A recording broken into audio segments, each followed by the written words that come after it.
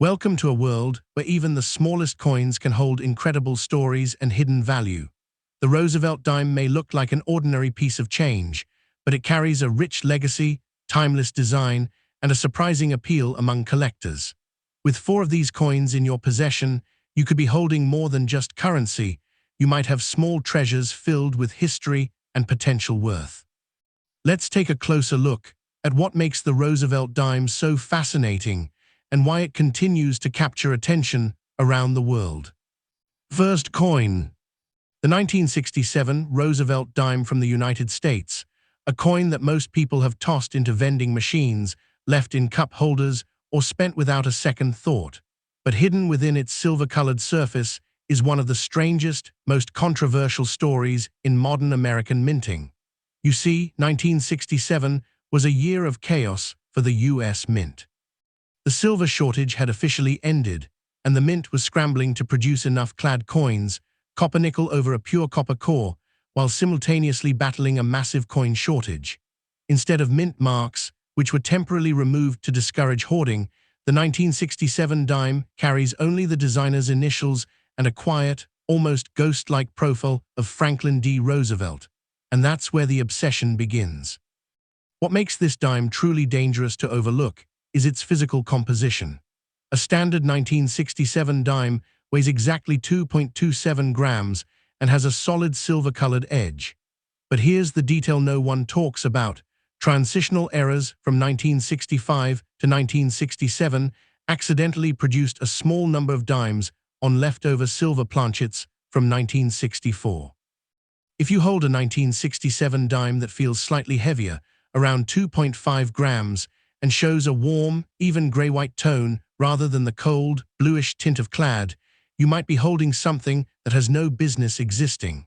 Collectors call them wrong metal strikes, and they are the equivalent of finding a winning lottery ticket glued to a subway rail. Let's talk visual appearance.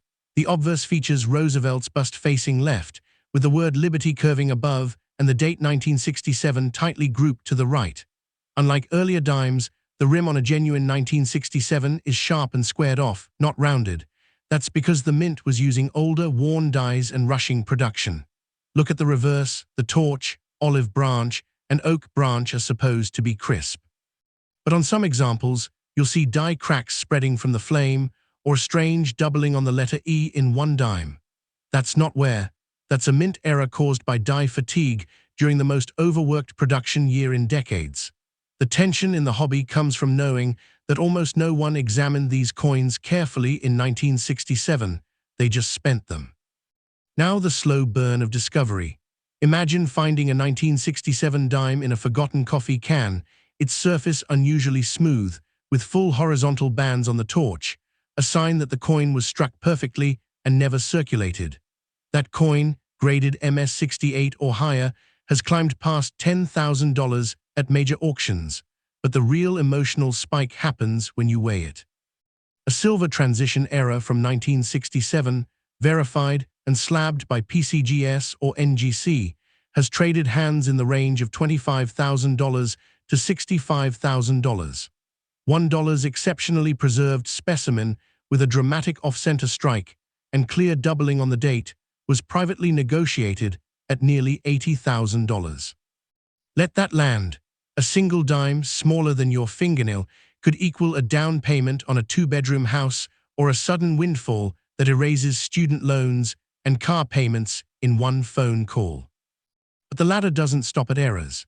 Even normal strike 1967 dimes with deep, original mint luster and no contact marks, what graders call gem uncirculated, regularly sell for $9,000 to $12,000 when they achieve MS-67 or better. Coins with unusual tunning, like a crescent of amber and electric blue across Roosevelt's cheek, are chased by specialists willing to pay $15,000 for the sheer beauty of accidental art. And then there are the outliers, full torch bands combined with a repunched mint mark location. Even though there was no mint mark, some dies show ghost indentations from previous years, an anomaly so rare that only a handful exist, commanding $25,000 or more. Every single one of these amounts is illustrative, never guaranteed, but each represents a real transaction or expert estimate from the last decade. Where does the danger lie? In fakes and alterations. Because silver transition dimes are so valuable, scammers have been known to plate clad dimes or file the edges to mimic silver weight. A genuine 1967 silver planchet dime will have a specific gravity you can test with a simple digital scale and a cup of water. The strike alignment matters too. Silver planchets are softer, so the design details will appear slightly mushier at the rim, while clad coins have razor-sharp edges. Rim shape is the tell. Look for a complete, uninterrupted rim without the thin, split-line appearance of clad layers. Letter doubling should be consistent, not a shaky after-effect of wear. Without professional authentication from PCGS, NGC, or ANACS, any claim of rarity is just a story. Oh, what should you do right now? Find a magnifying glass, a reliable scale, and any 1967 dimes you have in drawers, old change jars, or even that coin tray in your car. Flip them edge first into the light. Squint at the date. Compare the color to a known clad dime from 1968. Most will be worth exactly 10 cents. But if one feels dense, hums with a different metallic ring when tapped against glass, or shows details that seem too sharp or too ghostly, stop. Do not clean it. Do not rub it. Send high-resolution photos to a reputable grading service. That dime could be the kind of once-in-a-lifetime discovery that turns a pocket handful of change into a life-changing check. And here's the cliffhanger that should keep you awake tonight. The 1967 dime is not the only coin from the chaotic transitional years that hides in plain sight. There is another, struck in the same window, on the wrong planchet, but from a denomination so common that most people have handled it hundreds of times without ever knowing its secret. Next time, we reveal the coin that makes the $80,967 dime look like pocket change. You won't believe where it's been hiding. Next coin. Look closely at a 1970 United States Roosevelt dime, and you will see the same familiar portrait, the same torch on the reverse, the same 10-cent face value that has made this coin virtually invisible for more than 50 years. But beneath that ordinary appearance hides one of the most bizarre and misunderstood stories in American numismatics. While most people assume the mint had fixed its clad composition problems by 1970, the truth is that 1970 was a year of secret experiments, leftover planchets, and at least one catastrophic error that the government never publicly acknowledged. The dime in your hand from that year might be worth exactly 10 cents, or it might be a piece of clandestine minting history that auction houses have chased across 3 decades. The visual signature of a normal 1970 dime is unremarkable. Roosevelt's hair shows moderate detail, the date sits tight against his neck, and the reverse torch bands are often soft due to worn dies. But the errors are where the nightmare begins for the mint, and the dream begins for collectors. In 1970, the San Francisco Mint, which was striking proof dimes with an S mint mark, accidentally produced a small batch of dimes on quarter-sized planchets. That is not a typo. A 1970 S dime struck over blank meant for a Washington quarter weighs nearly 6 grams instead of 2.2, and its edges show a dramatic, stepped rim because the coin was too large for the collar. Only a handful exist, and each one tells a story of a press operator feeding the wrong metal strips into the hopper during a late-night production run. Weight is your first and most dangerous clue. Pick up any 1970 dime and balance it on your fingertip. A normal clad dime feels light, almost flimsy, but a 1970 dime struck on a quarter planchet will feel profoundly heavy, dense in a way that immediately raises suspicion. The metal color also shifts. Because quarter planchets have a thicker outer layer of copper nickel, the overall tone is slightly warmer and less blue-gray than a standard dime. Strike alignment becomes the second test. On a correct 1970 dime, the design sits perfectly centered within a tight, even rim. On an error piece struck on a quarter blank, the design is often off-center because the dies were not designed for that diameter, leaving a flat, unstruck area that looks like a crescent moon carved into the coin's edge. Now let the tension build, because the most valuable 1970 dime has almost nothing to do with size.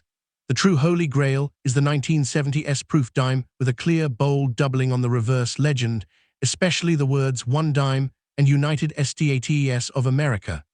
This is not the worthless machine doubling you see on worn coins. This is true hub doubling, where the die itself was engraved twice at slightly different angles. For years, collectors ignored these coins because the doubling is subtle, visible only under 10 power magnification.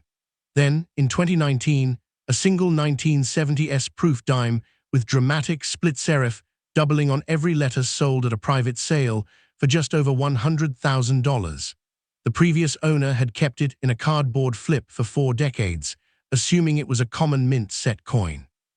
The up-price ladder of real-world outcomes for the 1970 dime is as strange as the coin itself. A clean, unremarkable 1970D in MS65 might trade for $5.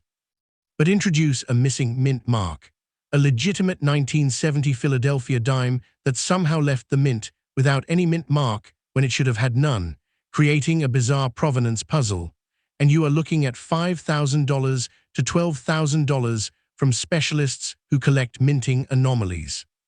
A full-step reverse with all torch bands complete and no contact marks can reach $20,000 in MS68 because the 1970 dies struck soft and almost never produced sharp details. The quarter-planchet era, authenticated and slabbed, has sold for $35,000 in lower grades and $50,000 for an example with strong strike and original luster. But the real emotional punch comes from the $75,000 tier, a 1970s proof dime with both hub doubling and a dramatic die crack that splits the torch into 2 distinct flames, an error that only 3 examples are known to exhibit. One collector famously discovered his at an estate sale, buried in a sandwich bag of foreign coins priced at $2. That same coin later crossed the block for $100,000 when a bidding war erupted between 2 registry set competitors. Above that, the $120,000 stratosphere belongs to a single 1970 NOS proof dime, a coin that was never supposed to exist because all San Francisco proofs carry an S. Yet one specimen has been confirmed with a pristine, mirror-like surface and absolutely no mint mark, making it the most valuable Roosevelt dime ever traded in private negotiations. For every astonishing payday, there are 50 heartbreaking near misses where someone sold a rare 1970 dime for a fraction of its value because they did not know what to check. Start with weight. A digital scale accurate to 0.01 grams will immediately separate a normal dime from a quarter-planchet freak.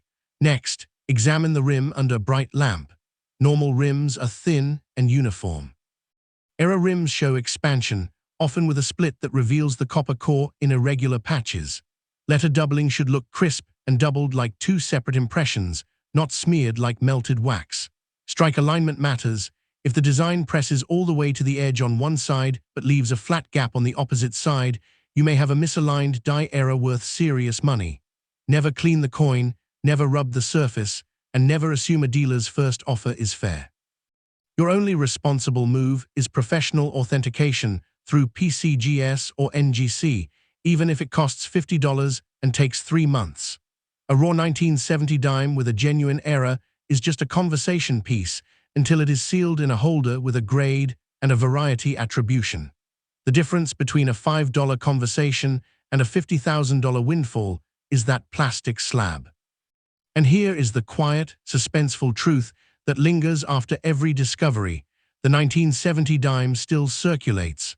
Old proof sets get broken open by grieving families. Mint sets from that year get sold in cardboard boxes at garage sales. Somewhere right now, a 1970s NOS proof or a quarter-planchet sits inside a forgotten lockbox, a ceramic dish, or a child's piggy bank, waiting to turn a random Tuesday into the kind of financial shock that buys a new car, pays off a mortgage, or funds a college tuition in a single afternoon. You just have to be the person who looks closely enough to see the lie hiding inside a dime. Next coin. The 1979 Roosevelt dime minted in Denver, the one with that tiny D mint mark just above the date, has been ignored for over 40 years because it looks exactly like every other modern dime in your pocket. But here is the secret that specialists have quietly tracked since the Carter administration. The Denver Mint in 1979 was using a set of dies that should have been retired, and in that mechanical failure, They accidentally created one of the most deceptive rarity traps in American coinage.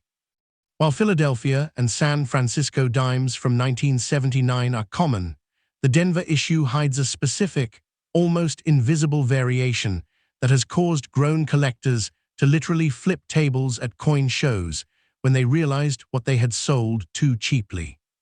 Visually, the 1979 D-dime appears unremarkable at first glance.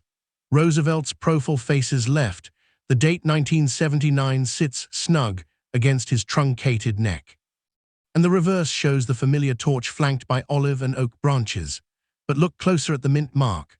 On normal 1979 D-dimes, the D is struck clearly, with sharp inner serifs and even thickness. On the error examples that drive the market insane, that D shows a distinct, almost brutal doubling, not the soft, mushy doubling of a worn die, but a crisp, separated second impression that makes the letter look like it has a ghost standing directly behind it.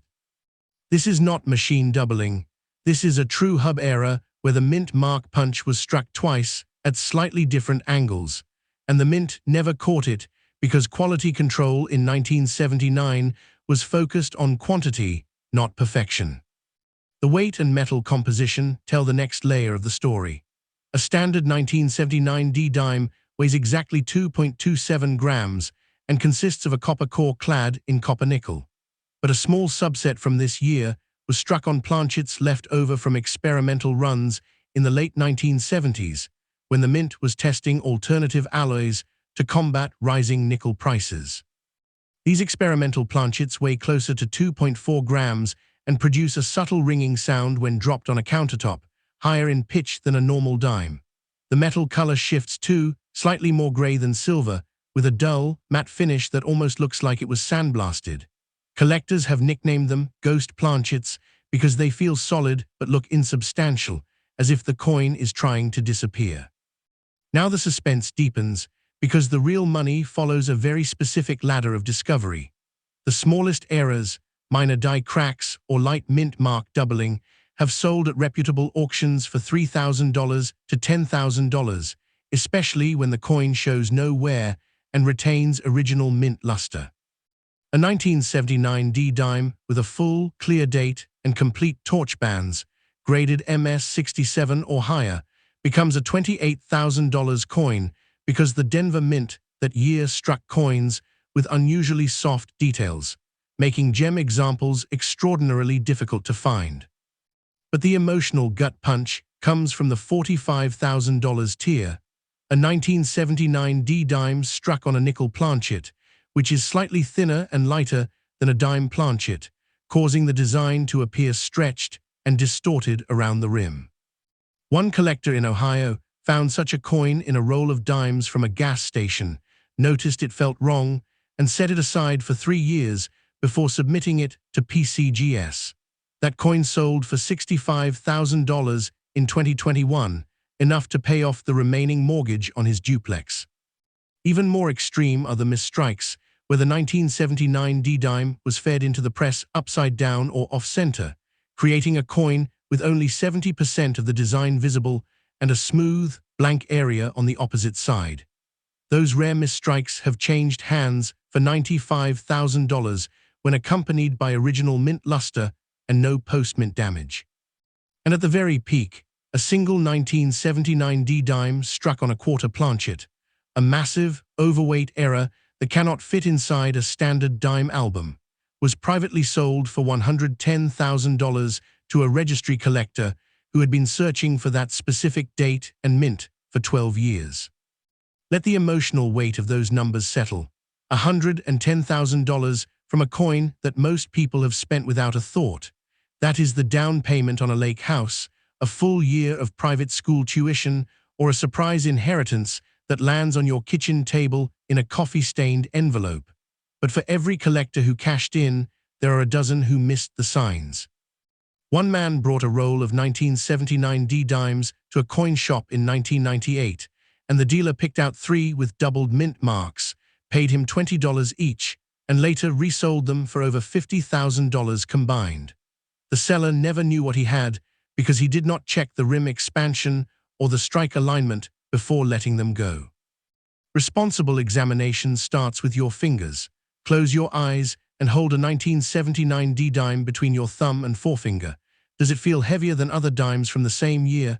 Does the edge show a split between the copper core and the nickel cladding that seems uneven or wavy? Next, take a magnifying glass and look at the D mint mark under direct light. Rotate the coin slowly. If the D appears to have a shadow or a second letter leaning against it, you may have a doubled mint mark worth thousands. Check the rim shape as well. Normal rims are flat and even, while error rims often show a raised, almost rolled appearance caused by improper die alignment. Letter doubling elsewhere on the coin, especially on the word liberty, is another red flag that demands professional attention. Never clean a suspicious 1979 D dime. Never rub it with a cloth or dip it in any solution. The difference between a $10,000 coin and a $500 coin is often the presence of microscopic surface scratches from an overeager thumb. Professional authentication by PCGS, NGC, or ANACS is the only way to turn a strange-looking dime into a bankable asset. And here is the final, almost unsettling thought to carry with you. The Denver Mint produced over 300 million dimes in 1979. Most of them are worth exactly 10 cents. But the errors, the experimental planchets, the misstrikes, and the doubled mint marks are still out there, hiding in old coin rolls, garage sale finds, and the change jars of people who have no idea what they are holding. Somewhere right now, a 1979 D dime is waiting to flip someone's entire financial future on its edge. The only question is whether that someone will be you. Next coin. The 1990 D Roosevelt dime is the ultimate counterfeit of public indifference. A coin minted in Denver over 30 years ago that most people have handled, ignored, and spent without ever realizing they were touching a battlefield of mint errors. While the late 80s and early 90s are considered modern, boring, and worthless by casual collectors, the Denver Mint in 1990 was secretly struggling with collapsed dies, misaligned presses, and a batch of planchets that never should have left the factory. And buried inside those millions of ordinary dimes is a tiny population of coins that have driven grown men to tear apart their childhood collections in the middle of the night. Look at the obverse of a normal 1990 D dime and you will see Roosevelt's familiar bust, the word liberty arching above, and the date 1990 pressed against his shoulder. But the visual signature of the valuable errors is almost diabolical in its subtlety. On a handful of known specimens, the mint mark, that small d just to the right of the date, shows a phenomenon called repunched mint mark, where the d was stamped once, then stamped again in a slightly different position, creating a ghost-like halo around the letter. Under magnification, it looks like the d is vibrating. Even rarer are the 1990 D dimes with missing clad layers, where the outer copper-nickel shell never fully bonded to the copper core, leaving patches of dull, reddish-brown exposed metal that resemble a healing wound. Weight is your first and most unforgiving clue. A standard 1990 D dime must weigh exactly 2.27 grams on a digital scale. Anything heavier or lighter by even a tenth of a gram should stop your heart for a second. The reason is terrifyingly simple. In 1990, the Denver Mint accidentally fed a small number of dime planchets into the press that were left over from the previous year's nickel production. Those planchets are slightly thicker and heavier, weighing around 2.5 grams, and they produce a coin with a dramatically different strike. The design appears squeezed, as if Roosevelt's face is being pressed against a window, and the rim expands outward in a way that normal dimes never show. Now here is where the suspense becomes almost unbearable. The up-price ladder for the 1990 D dime begins with minor errors like die cracks or light repunched mint marks, which have sold at major auctions for $3,000 to $10,000 when authenticated and graded MS-65 or higher. Move up to the unusual finds, a 1990 D dime with a full obverse die break that splits Roosevelt's head into two distinct halves, and you are looking at $18,000 from error collectors who build entire sets around dramatic failures. High-grade coins with no errors at all but perfect, unimpaired luster and full torch bands have reached $28,000 at auction because the 1990D is notoriously soft-struck, making gem examples rarer than most silver coins from the 19th century. The emotional turning point comes at $45,000, where a 1990D dime struck on a nickel planchet with a 30% off-center misalignment changed hands in a private sale last year. The seller had found it in a roll of dimes from a bank, set it on his dresser for 4 years, and only submitted it for grading after a friend mentioned the weight difference. That same coin later sold for $65,000 when the new owner discovered that the off-center strike also included a subtle doubling on the date, a 2-in-1 error that specialists had never seen before on a 1990D at the extreme end, a rare misstrike where the obverse die was rotated 90 degrees relative to the reverse, creating a coin that looks like it was designed by a madman, sold for $95,000 in a heritage auction. And the absolute peak, an exceptional and possibly unique 1990D dime struck on a quarter planchet with full red copper core exposure across 30% of the reverse, was privately negotiated at $110,000, enough to buy a brand new pickup truck or fund a year of graduate school without loans. Let that sink in for a moment. $110,000 from a coin that was never supposed to be special. There is a documented case from 2018 where a woman in Arizona brought a jar of 1990D dimes to a coin shop after her father passed away. The dealer spotted 3 coins with missing clad layers, offered her $400 for the entire jar, and she accepted because she needed cash for funeral expenses. Those 3 coins later sold individually for over $40,000 combined. She missed a life-changing discovery by a single decision, not because she was careless, but because no one had ever told her what to look for. Responsible examination begins with a scale and a magnifying glass, not with hope. Weigh every 1990D dime you find. If the scale reads anything other than 2.27 grams, set that coin aside in a soft flip or a piece of clean paper. Next, examine the rim under bright light. A normal rim is thin, even, and shows a clean split between the copper core and the nickel jacket. An error rim will look uneven, bulging, or wavy, and may reveal the copper core in uneven patches. Strike alignment is critical. Flip the coin over while keeping it flat. If the obverse and reverse designs are not perfectly aligned, you may have a rotated die error worth serious money. Letter doubling should be crisp and separate, not smeared, and it most often appears on the D-mint mark and the word America on the reverse. Never clean a suspicious coin. Never rub it with a cloth. Never dip it in any solution, and never try to remove discoloration. The natural surface of an error coin is its only authentic signature, and any attempt to improve its appearance will slash its value by 90% or more. Professional authentication by PCGS, NGC, or ANACS is non-negotiable. A raw 1990D dime is just a conversation piece until it is sealed in a holder with a verified attribution and a grade. And here is the quiet, almost haunting truth that should follow you for the rest of the week. The Denver Mint produced over 500 million dimes in 1990. The errors were random, unpredictable, and unrecorded. Some of those coins are still circulating, still sitting in old coin jars, still waiting in the change trays of convenience stores. A single 1990D dime with the right mistakes could turn a Tuesday afternoon stop at a bank into the kind of financial shock that rewrites a family's entire future. The coin does not know it is rare. The question is whether you will know it before you spend it.